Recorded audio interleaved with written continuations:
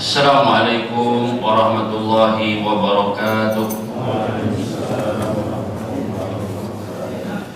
Innal hamdalillah nahmaduhu wa nasta'inuhu wa nastaghfiruhu wa na'udzu billahi min shururi anfusina wa sayyiati a'malina.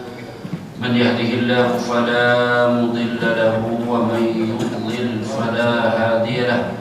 أشهد أن لا إله إلا الله وحده لا شريك له وأشهد أن محمدا عبده ورسوله يا أيها الذين آمنوا اتقوا الله حق تقاته ولا تموتن إلا وأنتم مسلمون يا أيها الناس اتقوا ربكم الذي خلقكم من نفس واحدة وخلق منها زوجها وبث منهما رجالا كثيرا ونساء واتقوا الله الذي تساءلون به والأرحام إن الله كان عليكم رقيبا يا أيها الذين آمنوا اتقوا الله وقولوا قولا سديدا يصلح لكم أعمالكم ويغفر لكم ذنوبكم ومن يطع الله ورسوله فقد فاز فوزا عظيما ثم أما بعد فإن أصدق الحديث كتاب الله وخير الهدي هدي محمد صلى الله عليه وسلم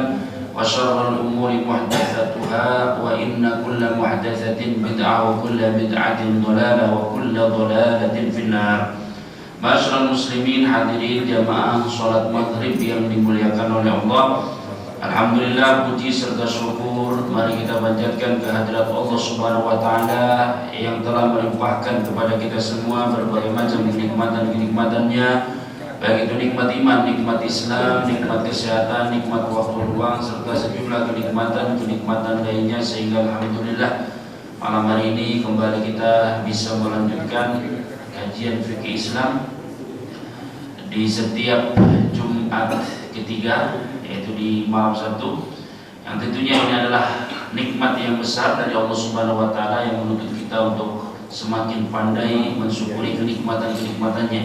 Karena itu mudah-mudahan kehadiran kita di tempat ini dicatat oleh Allah Subhanahu wa taala sebagai bentuk amal saleh, sebagai bentuk amal kebajikan yang mudah-mudahan dapat menjadi pemberat timbangan amal baik kita di akhirat. Salawat serta salam semoga senantiasa tercurahkan kepada Nabi kita Muhammad sallallahu alaihi wasallam yang telah membimbing umatnya menuju jalan kebenaran, menyelamatkan umat manusia dari kegelapan jahiliyah menuju ajaran Islam yang terang benderang. Baik hadirin hadirat jemaah salat maghrib yang dimuliakan oleh Allah, malam hari ini kita masih membahas tema tentang talak atau perceraian. Ya, insyaallah adalah ini pembahasan terakhir tentang talak atau perceraian. Insyaallah pertemuan selanjutnya kita akan memasuki tema tentang iddah. Baik, tersisa beberapa tema tentang perceraian atau tentang talak. Ada beberapa permasalahan-permasalahan yang dibahas oleh ahli fikih di dalam kitab-kitab mereka terkait dengan masalah talak. Yang pertama ada masalah yang disebut dengan at-takhyir. Ya, at-takhyir. At-takhyir artinya memberi pilihan. Ya, memberi pilihan. Apa maksudnya memberi pilihan? Ya, memberi pilihan maksudnya adalah perbuatan seorang suami yang memberi pilihan kepada istrinya, ya, untuk mempertahankan ikatan pernikahan dengannya atau memilih untuk apa? Berpisah dengannya. Ya, itu namanya apa? Takhyir, dari kata ikhtaru yakhtaru yang artinya memilih. Ya, dan takhyir itu pernah dilakukan oleh Nabi Muhammad SAW kepada para apa? Istri-istrinya, dan itu tercatat di dalam surat Al-Ahzab. Ya, nanti dicatat ada dalam surat Al-Ahzab, ya, di tepatnya adalah di dalam ayat 28 sampai 20 apa? 9. Jadi Nabi pernah melakukan takhir. Takhir itu adalah memberikan pilihan kepada istri-istrinya. Ya, memberikan pilihan kepada istri. Ya, untuk tetap bersamanya, artinya mempertahankan pernikahan atau memilih untuk apa? Bercerai atau berpisah. Itu namanya takhir. Ya, dalam Sahih Muslim disebutkan bahwa Nabi SAW pernah suatu ketika beliau terdiam, termenung ya, di dalam rumahnya dan sekitarnya, di sekitar beliau ada istri-istrinya. Ya, ketika itu suasananya tegang. Ya, karena Nabi SAW ketika itu sedang marah terhadap siapa? Istri-istri beliau. Ya, ketika itu ada Abu Bakar radhiyallahu taala anhu. Maka datanglah Umar bin Khattab radhiyallahu taala anhu. Umar bin Khattab berkata kepada Abu Bakar, ya aku akan melakukan sesuatu yang membuat Rasulullah SAW tertawa. Ya, karena ketika itu suasananya apa? Tegang, karena Rasulullah SAW sedang marah kepada para istri-istri beliau. Ya, karena istri-istri beliau ketika itu protes. Ya, protes kepada Nabi Muhammad SAW tentang masalah nafkah. Ya, tentang masalah apa? Nafkah. Ya, tapi bukan berarti Nabi tidak memberi nafkah, enggak. Tetapi Nabi itu memberi nafkah sekedar apa yang mencukupi saja, tidak lebih dari itu. Ya, karena Nabi SAW, sebagaimana kita ketahui bahwa Nabi itu memilih untuk hidup ya dengan cara hidup yang sederhana. Nabi itu memilih untuk hidup dengan cara hidup yang apa? Sederhana. Ya, hidup sederhana atau bahasa agamanya disebut zuhud. Ya, disebut dengan apa? Zuhud. Apa itu zuhud?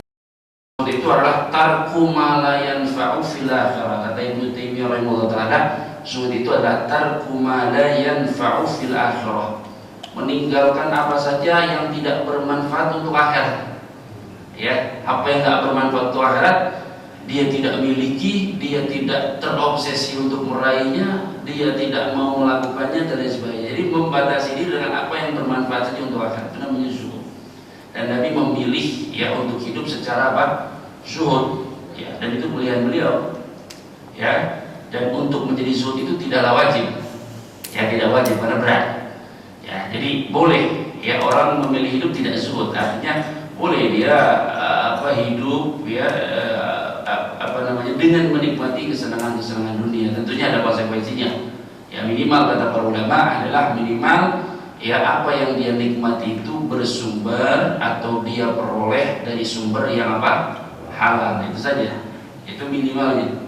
Ya, untuk hidup secara zuhud itu tidak wajib. Ya, untuk hidup secara zuhud itu tidak wajib, hanya anjuran saja.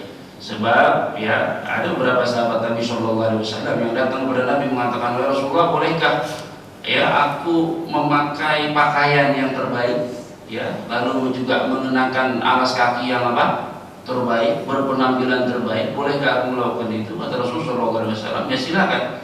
Kenapa? Karena kata Rasulullah SAW, "Innallaha jamilun yuhibbul jamal." Sesungguhnya Allah Subhanahu wa taala indah dan menyukai apa?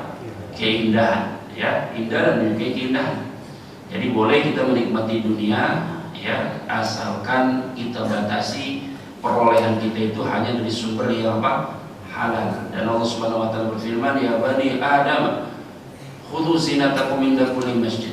Atau dalam ayat berikutnya Allah mengatakan, "Qul man harrama zinatallahi allati akhraja li'ibadihi wat-thayyibati minar rizqi qul hiya lil ladzina amanu fil hayatid dunya khalisatan yaumal qiyamah." Kata Allah, ya, kata Allah Subhanahu wa taala, "Qul man harrama zinatallahi allati akhraja li ibadihi." Katakanlah wahai Muhammad, siapa yang berani mengharam-haramkan perhiasan Allah, yaitu anugerah Allah, rezeki Allah, kenikmatan-kenikmatan Allah yang Allah berikan kepada hamba-hambanya.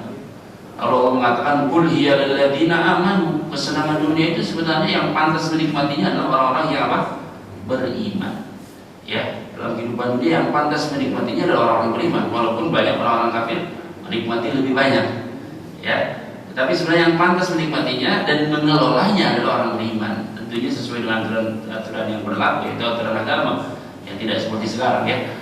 Qul ya lil ladzina amanu fil hayatid dunya khalisatan yaumal qiyamah. Katakanlah kenikmatan itu sebenarnya adalah untuk orang yang beriman, dan di akhirat kenikmatan yang lebih dari itu hanya akan didapatkan dan diperoleh oleh orang-orang yang beriman. Artinya bahwa ayat ini menunjukkan bahwa orang beriman boleh menikmati kesenangan dunia. Tapi Rasulullah SAW memilih hidup ya dengan cara hidup yang apa? Sederhana. Ya, sampai kita ketahui bahwa beliau pernah berdoa kepada Allah Subhanahu wa taala mengatakan, "Allahumma ij'al rizqa ala Muhammadin qutan." Ya Allah, jadikanlah rezeki keluarga Muhammad itu qutan, sekedar makanan pokok saja, ya, sekedar yang cukup saja. Ya, jadi itu hidup yang dipilih oleh Rasul kita Shallallahu Alaihi Wasallam. Sehingga mau tidak mau, para istri-istrinya pun harus mengikuti gaya hidupnya siapa? Suaminya, yaitu Rasul kita Shallallahu Alaihi Wasallam. Bukan berarti Rasulullah itu miskin, juga beliau itu kaya. Karena dapat perolehan dari apa? Harta rampasan perang, banyak harta rampasan perang. Bahkan suatu ketika Rasulullah pernah sholatnya tidak khusyuk. Kenapa tidak khusyuk? Karena beliau menyimpan, ya, satu batangan emas di dalam apa? Rumahnya. Ya, dia tidak khusyuk. Kenapa? Karena beliau tidak ingin, ya, berlalu satu hari sementara emas itu masih ada di mana? Di rumahnya. Ingin segera dibagikan. Ya, ingin segera apa? Dibagikan. Ya. Nah, jadi beliau mendapatkan banyak, tapi beliau lebih mengutamakan umatnya. Adapun untuk beliau dan keluarganya, maka beliau mencukupi dengan hidup yang sangat sederhana. Maka tidak mau para istrinya pun harus mengikuti gaya hidup beliau. Tetapi beliau tidak memaksa. Kalau ingin gaya hidup lain, maka Rasulullah SAW tidak memaksa. Rasulullah memberikan pilihan. Itu namanya takhir. Ya, memberikan pilihan itu namanya apa? Takhir. Ya, kalau kuat hidup bersamanya, maka dipersilakan, para istrinya dipersilakan untuk tetap hidup bersamanya. Tetapi kalau ingin memilih dunia, hidup dengan menikmati kehidupan dunia, itu bukan, itu pun dipersilakan oleh Rasulullah Shallallahu Alaihi Wasallam. Nah, jadi suatu ketika Rasulullah pernah marah kepada istrinya, ya, kemudian datanglah Abu Bakar. Ketika itu ada Abu Bakar, lalu datanglah Umar bin Khattab radhiyallahu taala anhu. Ya, Umar bin Khattab radhiyallahu taala anhu kemudian bercerita tentang masalah yang dialaminya dengan istrinya. Kebetulan juga masalahnya sama. Ya, Umar bin Khattab juga pernah diprotes oleh istrinya tentang masalah apa? Nafkah. Ya, Umar bin Khattab mengatakan, "Araita ya Rasulullah bintul Kharijah." Wahai Rasulullah, tahukah engkau bintul Kharijah? Bintul Kharijah itu istri Umar bin Khattab. Dia pernah meminta kepadaku, ya, nafkah yang lebih. Kelebihan nafkah yang berlebih. Dia minta nafkah yang berlebih. Ya, kemudian kata Umar bin Khattab, lalu aku menepuk lehernya, ditegur oleh Umar bin Khattab. Maka ketika itu Rasulullah tertawa. Kenapa? Karena kasus yang dialami dengan Umar bin Khattab itu sama dengan apa yang dialami oleh siapa? Rasulullah. Sedang dialami Rasulullah. Maka Rasulullah ketika tersenyum, wahai Umar bin Khattab, lihatlah mereka itu, istri-istri saya itu, ya, itu pun mereka sekarang ini sedang apa? Protes kepadaku soal apa? Soal nafkah. Ya, maka Umar bin Khattab kemudian, ya, menegur putrinya, yaitu Hafsah, yang merupakan istri siapa? Rasulullah SAW. Dan Abu Bakar juga, ya, menegur putrinya yang juga merupakan istri Nabi SAW, yaitu siapa? Aisyah radhiyallahu taala anha. Setelah itu Rasulullah mendiamkan istrinya selama 1 bulan. Yang mendiamkan istrinya selama apa? 1 bulan, sampai kemudian turunlah ayat di dalam surat Al-Ahzab. Nah, ini yang terkait dengan tema yang kita bahas, itu takhir. Nah, dalam surat Al-Ahzab ayat 28 sampai 29, Allah Subhanahu wa taala berfirman, "Ya ayyuhan nabi, wahai nabi, qul li azwajika," sampaikanlah kepada istri-istrimu, wahai nabi, sampaikanlah kepada istri-istrimu, "in kuntunna turidnal hayatad dunya wa zinataha." Kalau kalian memilih dunia dan perhiasannya, kalau kalian memilih dunia dan segala kesenangan-kesenangannya, fata'alaina, maka kemarilah, umatti'kunna, aku akan berikan engkau mut'ah. Mut'ah itu pemberian secara sukarela. Wa usarrihkunna sarahan jamila. Wa usarrihkunna artinya aku akan mentalak atau menceraikan kalian, ya, dengan cara yang baik. Jadi kalau kalian memilih terus-menerus memprotes soal nafkah, ya nggak masalah. Ya, aku akan ceraikan kalian dengan cara yang apa? Yang baik. Kalau kalian memilih itu, karena Nabi memilih hidup untuk Nabi memilih untuk menjalani hidup secara apa? Sederhana. Tapi kalau kalian berpegang-pegang, ya silakan. Ya, saya akan ceraikan kalian dengan cara yang baik. Wa in kuntunna turidnallaha wa rasulahu wad daral akhirah. Tetapi jika kalian memilih Allah dan Rasulnya dan memilih pahala di akhirat, fa inna Allah 'adda lil muhsinati minkunna ajran 'azima. Maka Allah Subhanahu wa taala telah menyediakan bagi wanita-wanita yang baik di antara kalian ajran 'azima, balasan yang apa? Yang besar. Nah, ayat ini yaitu dalam surah Al-Ahzab ayat 28 sampai ayat berapa? 29 merupakan ayat yang berbicara tentang masalah apa? Takhir. Takhir itu adalah bahwa seorang suami memberi pilihan kepada istrinya antara mempertahankan hubungan pernikahan dengannya atau apa? Berpisah dengannya. Ya, itu namanya takhir. Nah, pertanyaannya adalah apakah takhir itu sekedar takhir, sekedar memberi pilihan? Apakah sekedar memberi pilihan kepada istri itu sudah jatuh talak atau belum?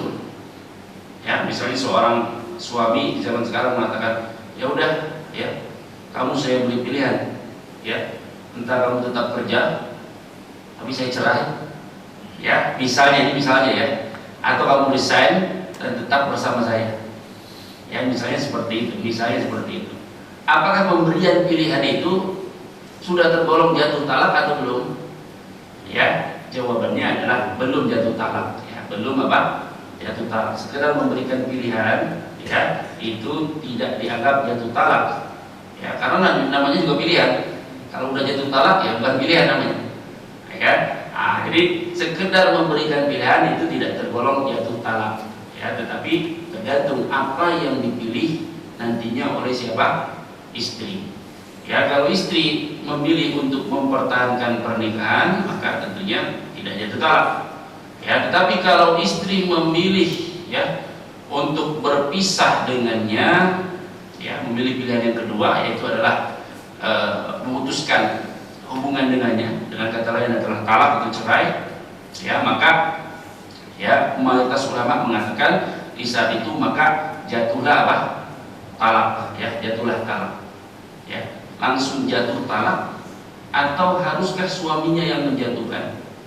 Ya, itu ada dua pendapat. Ya, jadi kalau seorang suami misalnya berkata kepada istrinya, ya sudah, kamu mau sama saya atau kamu apa? Mau berpisah sama saya? Silakan aja, kamu pilih yang mana? Ya, tadi pertama kita bahas pemberian pilihan itu sudah jatuh talak atau belum? Belum, karena hanya memberi pilihan aja. Kalau itu dianggap jatuh talak, berarti untuk apa dia ngasih pilihan, kan seperti itu. Ya, jadi hanya memberikan pilihan belum jatuh talak. Oke. Kalau dia memilih untuk bertahan berarti tidak jatuh talak.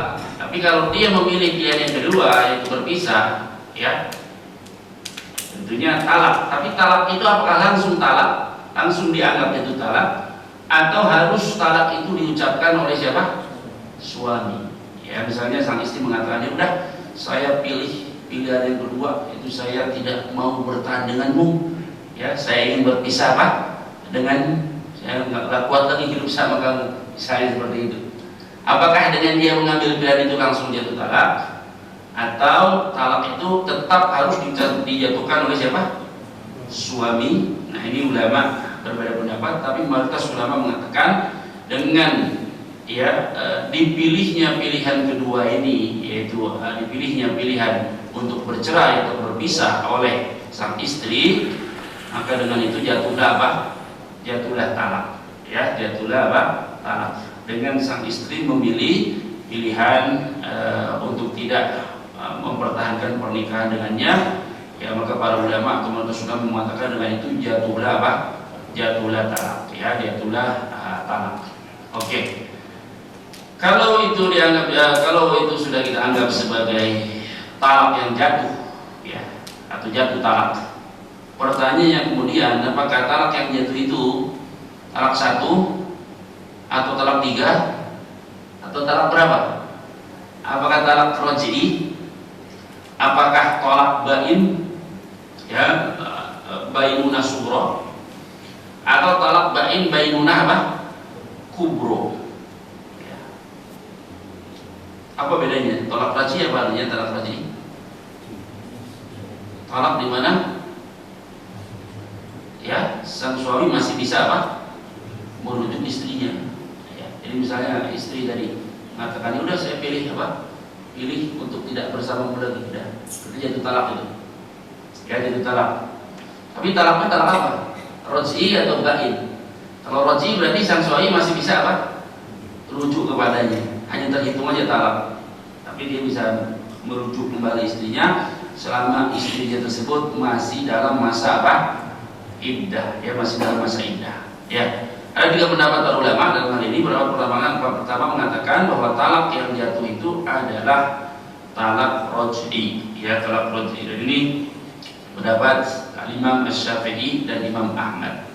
Ya, jadi andaipun sang istri memilih untuk tidak melanjutkan pernikahan dengannya, maka ketika itu jatuhlah apa? Talak.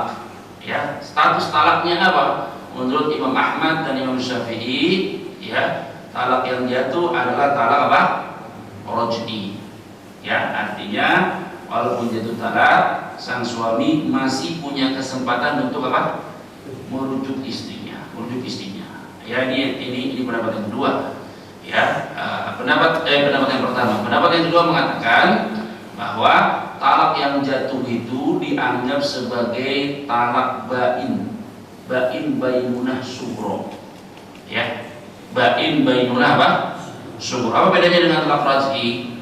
Talak bain bainunah sughra itu sang suami tidak bisa lagi merujuk siapa? Istrinya. Ya, tapi masih ada kesempatan untuk balik. Kalau dia bainnya bainunah apa? Sughra. Kesempatan balik bisa, tapi harus dengan akad baru dan mahar yang apa? Yang baru.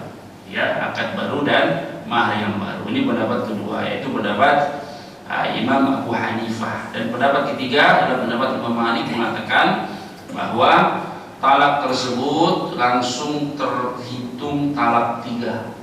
Yaitu talak tiga maksudnya adalah talak yang diistilahkan oleh para ulama dengan talak bain bainunah apa?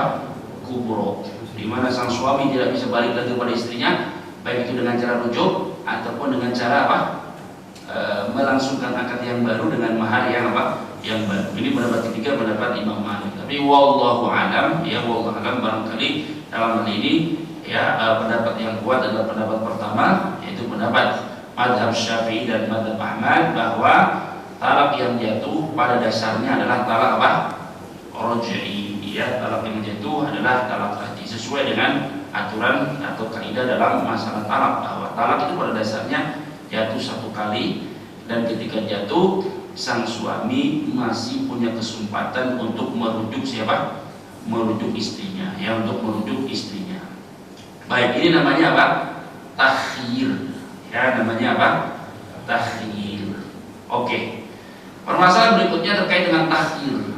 Kalau seorang suami memberikan pilihan kepada istrinya, memberikan pilihan, ya udah, kamu mau tetap bersama saya atau pisah sama saya, silakan pilih aja. Ya. Pertanyaannya adalah pilihan itu berlaku seketika, hanya berlaku seketika diucapkannya, ya, diucapkannya tadi tawaran suami, berlaku ketika itu saja. Ya, ketika sang suami duduk bersama dengan apa? Istrinya, berlaku ketika itu saja, atau berlaku dalam jangka waktu yang tidak terbatas. Ya, misalnya dia ada suami istri nih, ya, di dalam satu apa? Kamar. Dalam satu kamar, suami bilang, ya udah terserah kamu, ya, kamu mau tetap bersama saya atau kamu mau apa? Berpisah dengan saya. Artinya di sini sang suami melakukan apa? Takhir. Takhir itu memberi pilihan. Pertanyaannya, takhir ini berlaku hanya di dalam kamar seketika ini saja. Artinya kalau sang istri udah keluar itu tidak apa? Berlaku, ya, atau berlaku dalam masa yang panjang, ya. Sama seperti jual beli.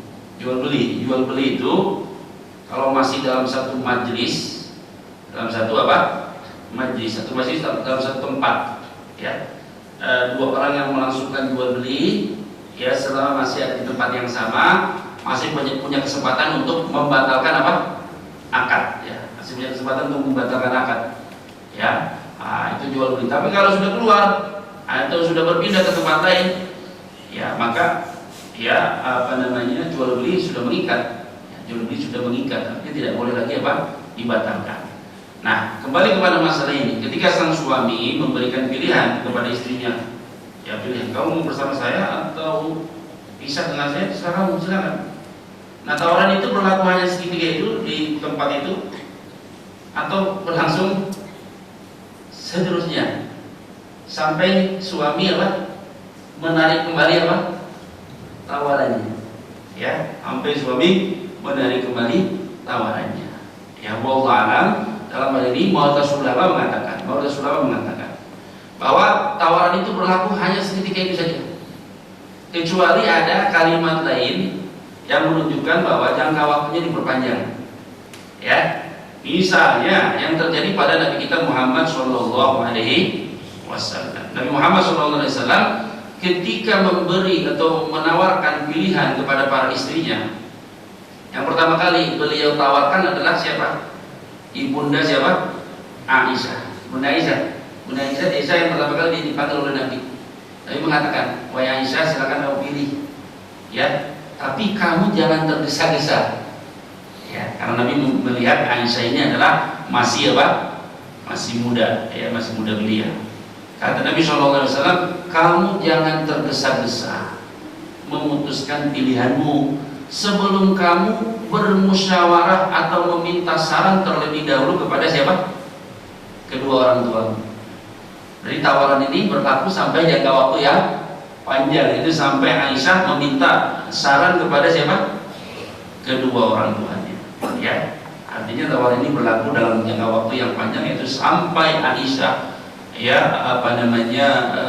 meminta saran dari kedua orang tuanya. Ya. Nah, tapi kemudian Ibu Aisyah radhiyallahu taala anha beliau mengatakan, wahai Rasulullah, untuk urusan ini aku tidak perlu lagi meminta saran kepada kedua orang tua, nggak usah.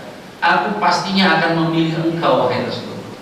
Ya, aku pastinya akan memilih engkau, memilih tetap hidup bersamamu, wahai Rasulullah Shallallahu Alaihi Wasallam. Jadi dari hadis ini para ulama mengambil kesimpulan, mayoritas ulama mengambil kesimpulan bahwa tawaran untuk tetap hidup bersama atau berpisah itu hanya berlaku seketika itu saja. Ketika suami istri masih ada di ruangan yang apa? Yang sama. Ya, tidak diperpanjang. Kalau sudah dua-duanya terpisah, maka tawaran itu tidak berlaku lagi. Kecuali sang suami memang menyampaikan suatu kalimat yang menunjukkan tawaran yang panjang, jangka waktu tawaran yang panjang. Misalnya, silakan saya kasih waktu misalnya 3 hari untuk berpikir, atau silakan kamu pertimbangkan, saya kasih waktu berapa? 1 pekan misalnya, seperti itu. Maka tawaran itu berlaku dalam jangka waktu yang disebutkan oleh suami. Baik, ini yang diistilahkan oleh para ulama dengan takhir. Kemudian ada yang serupa dengan takhir, yaitu yang diistilahkan oleh para ulama dengan taukil. Taukil artinya mewakilkan. Mewakilkan artinya memberi kuasa. Memberi kuasa kepada pihak lain untuk melakukan perceraian. Ya, melakukan apa? Perceraian. Nah, pertanyaannya sekarang, apakah talak itu bisa diwakilkan atau tidak? Boleh nggak diwakilkan? Hah? Kita nyuruh pengacara misalnya, kita lagi apa? Katakanlah kita lagi tugas di luar negeri, terus kita suruh pengacara, Pak, mohon sampaikan kepada istri saya, ya, bahwa saya apa? Menceraikannya. Boleh nggak seperti itu? Boleh nggak? Cerai itu boleh diwakilkan? Cerai boleh diwakilkan. Kesepakatan ulama mazhab, kalau alam ada yang menyisir tidak. Cerai boleh diwakilkan. Cerai boleh dikuasakan. Karena cerai seperti perbuatan lain, seperti jual beli dan sebagainya. Cerai itu kan hak seseorang, hak siapa? Suami. Ketika dia melimpahkan, mengkuasakan haknya kepada pihak lain, kali diperbolehkan. Ya, para ulama mengatakan cerai adalah termasuk perkara yang boleh dikuasakan kepada pihak lain. Ya, bisa diwakilkan. Ya, dalam fikih itu kan ada perkara-perkara yang nggak bisa diwakilkan, ada perkara-perkara yang boleh diwakilkan. Perkara yang tidak boleh diwakilkan, contohnya apa? Contohnya ibadah. Ibadah mayoritas nggak bisa diwakilkan. Nggak bisa kita nyuruh orang, sholat maghribnya 2 kali, satunya buat kamu, satunya buat saya. Puasa bukan mewakilkan, tapi mengganti puasa boleh. Tapi mewakilkan puasa tidak boleh. Tapi menggantikan puasa boleh. Membayar hutang puasa boleh. Bagi orang yang sudah apa? Meninggal boleh, karena ada hadisnya. Ya, kata Rasulullah SAW, ya, man mata wa alaihi syiyam shoma anhu waliyuhu. Barang siapa meninggal sementara dia punya apa? Hutang puasa, maka hendaknya walinya atau keluarganya ya berpuasa untuknya. Walaupun kata para ulama itu hukumnya hanya anjuran saja, tidak merupakan kewajiban. Ya intinya proses ibadah itu nggak bisa diwakilkan. Ibadah nggak bisa diwakilkan. Ya, ibadah tidak bisa apa? Diwakilkan. Kecuali beberapa macam ibadah yang memang terdapat dalil di mana kita boleh bisa mewakilkan. Misalnya haji bisa diwakilkan nggak? Bisa bagi yang sakit misalnya, atau yang sudah meninggal. Makanya ada haji badal, betul nggak? Ada umroh badal. Penyaluran zakat, ya kita membayar zakat nih, ya. Zakat fitrah misalnya, kan kita nggak langsung kasih ke fakir miskin, tapi kasih ke mana? Panitia masjid, ya, panitia zakat di masjid. Panitia itu adalah wakil dalam penyaluran zakat. Ya, ibadah pada dasarnya tidak bisa diwakilkan kecuali beberapa jenis ibadah tertentu. Urusan dunia pada dasarnya, mayoritas urusan dunia bisa diwakilkan. Jual beli bisa diwakilkan. Ya, bahkan ijab kabul dalam pernikahan bisa diwakilkan nggak? Bisa ijab kabul dalam pernikahan. Ijab kabul, ijab dari sisi siapa? Wali misalnya. Ya, dari sisi siapa? Wali yang mengatakan saya nikahkan putri saya denganmu dengan mahar 1 kilogram emas dibayar apa? Tunai. Itu namanya ijab. Bisa diwakilkan nggak? Bisa, boleh diwakilkan. Misalnya seseorang dia apa? Rugi orangnya, ya. Daripada gagal terus, sudah wakilkan orang lain aja, ya. Mewakilkan, menyerahkan kepada, mengkuasakannya kepada orang lain, itu boleh. Qabul juga bisa. Qabul bisa diwakilkan. Qabul bisa diwakilkan. Misalnya calon mempelainya dari mana? Di luar negeri, ya. Terus diwakilkan. Ya, diwakilkan kepada orang yang ditunjuk olehnya, itu boleh. Demikian juga cerai. Cerai juga adalah perbuatan yang boleh apa? Diwakilkan. Ya, artinya dikuasakan kepada siapa? Pihak lain. Tapi pertanyaannya, kalau yang ditunjuk atau dikuasakan itu istri sendiri gimana? Ya, istri apa? Sendiri. Misalnya orang mengatakan, kamu kalau mau cerai, udah kamu urus sendiri aja. Ayo, kamu yang urus. Ya, bisa nggak seperti itu? Bisa atau tidak? Bisa. Ya, boleh. Kalau kamu cerai, kamu urus saja. Ya, itu namanya dalam bahasa fikih namanya tafwid. Tafwid artinya menyerahkan, ya, menyerahkan urusan perceraian kepada pihak lain. Kalau kepada orang lain, pihak ketiga, itu namanya taukil. Ya, memberi kuasa, ya, mengangkat seseorang jadi wakil dirinya. Tetapi kalau kepada istri, ya, itu para ulama mengistilahkannya dengan apa? Tafwid, ya, tafwid, ya, tafwid, yaitu adalah menyerahkan urusan perceraian kepada siapa? Istri, ya, kepada pihak istri. Baik, kita azan terlebih dahulu, setelah itu kita terbitkan sedikit. Baik, kita lanjutkan sebentar. Jadi tadi kita sampaikan bahwa masalah talak atau perceraian itu boleh diwakilkan, ya, boleh wakilkan, boleh dikuasakan kepada pihak lain, baik pihak ketiga atau juga pihak kedua, yaitu sang istri. Hanya saya beberapa ulama membedakan, ya, membedakan istilah yang mereka gunakan, ya. Kalau hak untuk menjatuhkan cerai itu diberikan, diserahkan, dikuasakan kepada pihak ketiga, maka itu disebut dengan taukil. Ya, taukil, mengangkat seseorang sebagai wakil darinya. Ya. Tapi kalau yang diberi kuasa, ya, yang dikuasakan itu adalah istri, maka oleh para ulama itu disebut dengan tafwid. Itu tafwid, itu menyerahkan urusan perceraian kepada siapa? Istri, ya.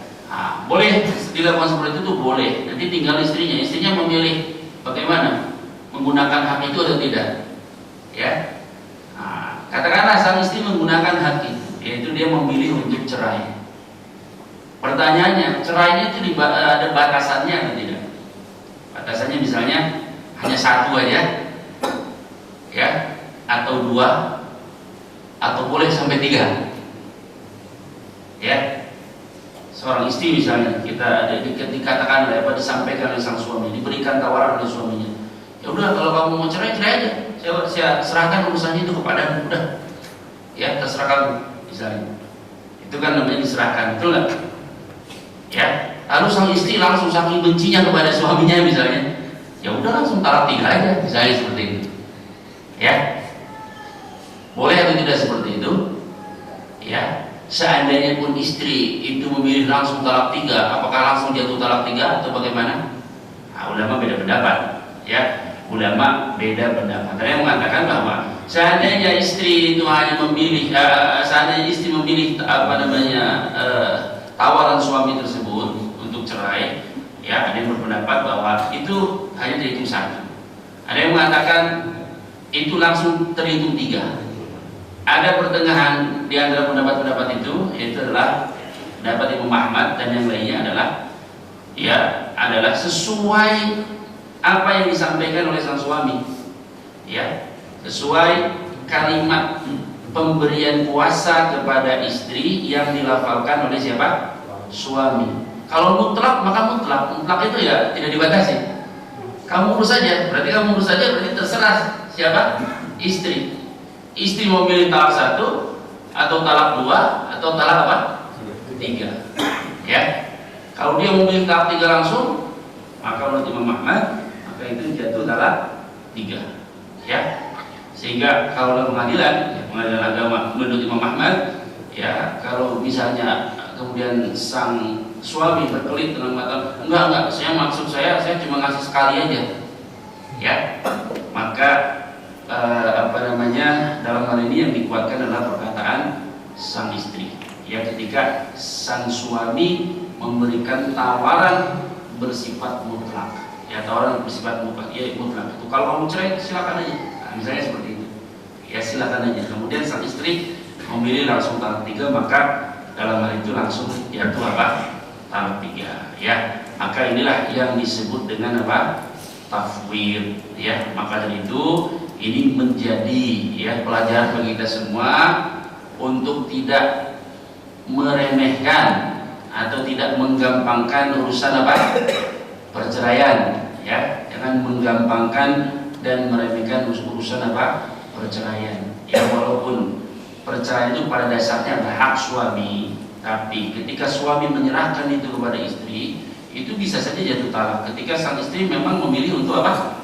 Talak atau berpisah dari suaminya, ya, entah dengan cara tadi takhir atau dengan cara taukil atau dengan cara apa? Tafwid, ya, dengan cara tafwid itu sang suami menyerahkan urusan perceraian kepada siapa? Sang istri, ya, kepada sang istri, ya. Baik, maka dengan ini selesailah masalah tentang perceraian. Insyaallah pada pertemuan yang akan datang kita masuk ke tema yang baru, yaitu tema tentang masalah apa? Iddah. Baik, sebelum kita tutup, barangkali ada yang ditanyakan, silakan. Masih ada waktu atau tidak? Masih, ya, 8 menit. Ya, Pak, silakan, Pak. Terkait yang kita beberapa waktu tadi, kemarin pernah dengar kasus ini ada ya. Ya, apakah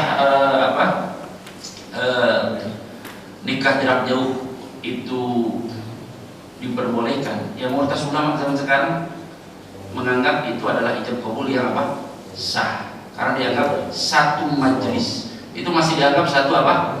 Majelis. Selama dipastikan bahwa itu live langsung, bukan rekaman. Tentunya zaman sekarang bisa dipastikan, betul nggak? Karena itu sama dengan jual beli. Jual beli sekarang kita lewat marketplace. Ya, majelisnya apa majelisnya? Majelisnya yaitu aplikasi itu. Ya, aplikasi. Ijab kabulnya apa? Ijab kabulnya itu ketika kita menekan tombol oke atau beli ya. Ya beli. Kalau cuma masukin keranjang sampai 100 kayak dicekot-cekot, itu enggak. Ijab kabulnya kapan? Kalau dicekot itu ijab kabul. Ya, ijab kabul udah, ijab kabul. Makanya misalnya ada larangan jual beli di dalam masjid. Ya, maka nggak boleh juga jual beli dengan aplikasi. Walaupun Majelis Ulama mengatakan hukumnya tidak sampai haram, hukumnya hanya makruh. Ya, hukumnya sampai makruh. Tapi kalau bisa dihindari ya dihindari. Misalnya pesan ojek online dalam masjid, atau pesan makanan dalam masjid. Ada sebagian ustaz mengatakan pesan makanan dalam masjid itu boleh asal pembayarannya dilakukan di luar. Itu menurut saya nggak tepat, karena jual beli itu adalah akad. Akad itu adalah ketika kita menekan pesan.